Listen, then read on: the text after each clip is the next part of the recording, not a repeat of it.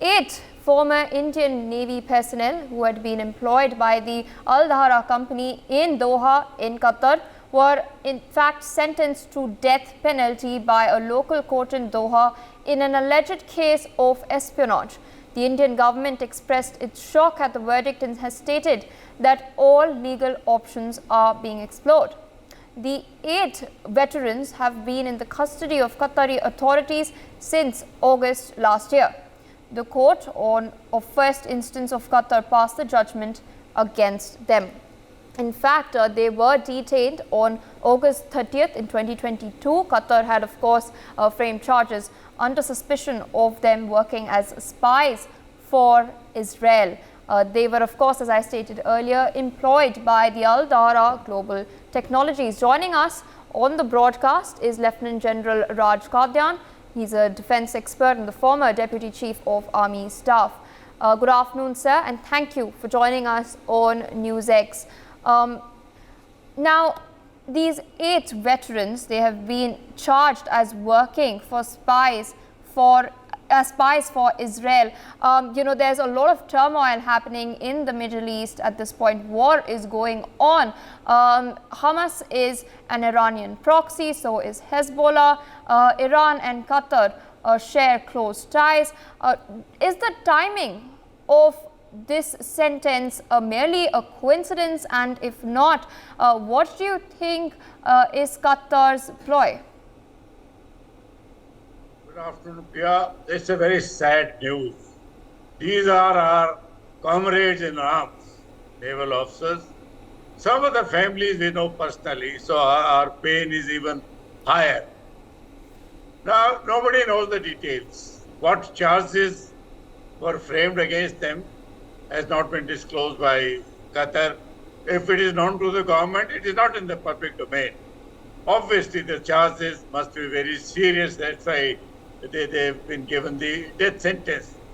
But this sentence is given by the first level of courts. So it is subject to revision, I'm sure, like all countries have laws. India has good relations with Qatar. Our imports from Qatar of crude petroleum products is almost 10 billion. And we are importing worth about 2 billion refined products and jewelry. I'm sure the government has made all efforts diplomatically, legally, to get them released. But the details are not in public domain. The charges, rumors or speculation is that they were spying for an Israeli company on a mini submarine being made in collaboration with Italy. We don't know whether these charges are true or not. But if the charges are of espionage, it's a serious charge. No country will look at it leniently.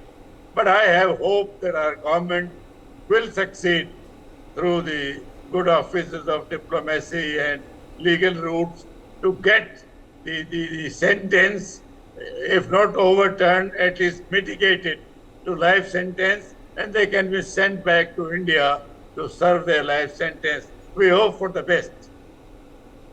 Yes, indeed. And, speaking of the geopolitics of the region and also the global, balance of power, Qatar, of course, shares close ties with China.